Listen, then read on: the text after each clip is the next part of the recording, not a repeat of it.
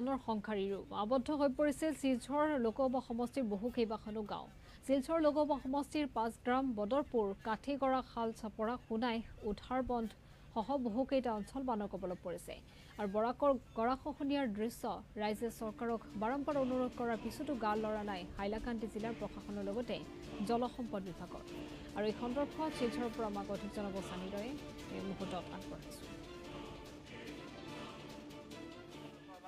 5 গ্ৰাম গাঁও পঞ্চায়েত আমি আছো ইয়াত এসি সম্প্ৰদায় অধীনস্থ অঞ্চল ইয়াত কমে 400ৰ অধিক পৰিয়াল বসবাস কৰে। আমি ইয়াৰ দৃশ্য পোনপটীয়াকৈ দেখুৱাম, আমাৰ কেমেৰা পাৰ্চনে দেখুৱাব কেনেদৰে ইয়াত 400ৰ অধিক পৰিয়াল বানৰ কবলত পৰিছে, বানত আবদ্ধ হৈ পৰিছে। নাই ৰাস্তা ঘাট, এফালে বৰাক নৈৰ খহনীয়াই সংহাৰী ৰূপ লৈছে। কেতিয়াবা ঘৰ বৰাক নৈৰ তলত গুচি যাব, ইয়ালৈ মানুহে আশংকাত ভুগিছে। বহু মানুহে ঘৰ পৰিয়াল এৰি বাহিৰলৈ থাকিব ব্যৱস্থা কৰিছে, আশ্ৰয় শিবিৰত স্থান লৈছে। বহু মানুহে বহুত অসুবিধা ভোগ কৰিছে। আমি ইয়াৰ ৰাইজ আৰু পঞ্চায়ত প্ৰতিনিধি এগৰাকী মোৰ লগত আছে, আমি তেওঁৰ পৰা জানিব চেষ্টা কৰিম এই গাঁওখনৰ মূল সমস্যাটো কি আছে। গাঁওখনৰ মূল সমস্যা এই গাঁৱত যিটো ইয়াৰ ৰাইজে অভিযোগ কৰিছে, বানপানী আহিলেই নেৰানেপেৰা বৰষুণ আহিলে বিৰাট অসুবিধা, ৰাস্তা ঘাট নাই, বৰাক নৈৰ খহনীয়া। এই ক্ষেত্ৰত আপুনি কি ক'ব?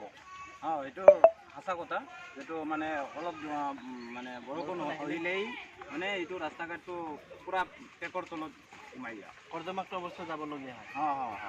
আৰু ল'ৰা ছোৱালী আছে স্কুলত যাব নোৱাৰে।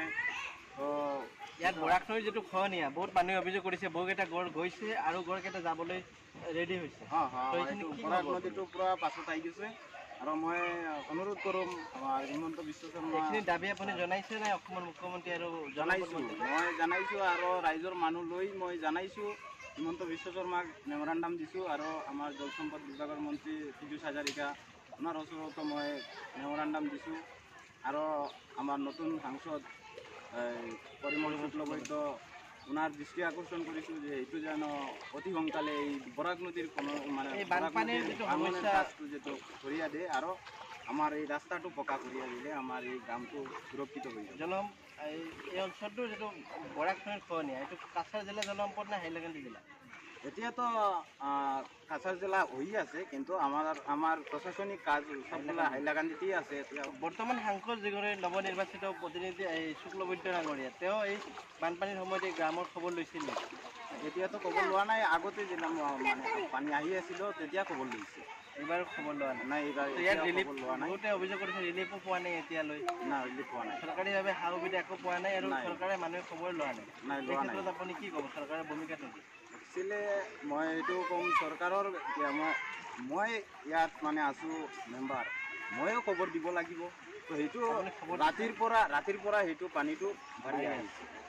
তো মই এইটো এতিয়াও মূল সমস্যাটো হৈছে ৰাস্তা ঘাট। ইয়াত মানুহে অভিযোগ কৰিছে সদায় মূল সমস্যা ৰাস্তা ঘাট আৰু আমাৰ নদীটো হ'লে মানে ইম্পৰ্টেণ্ট।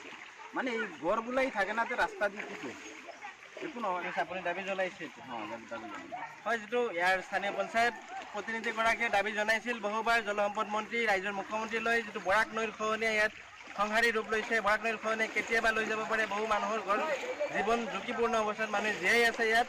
এই ক্ষেত্ৰত হাইলাকান্দি জিলা জলসম্পদ বিভাগৰ ভূমিকাটো কি পাইছে আমি ইয়াত নিশ্চিতভাৱে জানিব চেষ্টা কৰিম। আপোনালোকে দাবী জনোৱাৰ পিছত হাইলাকান্দি জিলা জলসম্পদ বিভাগৰ ভূমিকাটো কি পাইছে? একো পোৱা নাই। ইয়াতে ফিল্ডত আহিছিল নেকি খবৰ?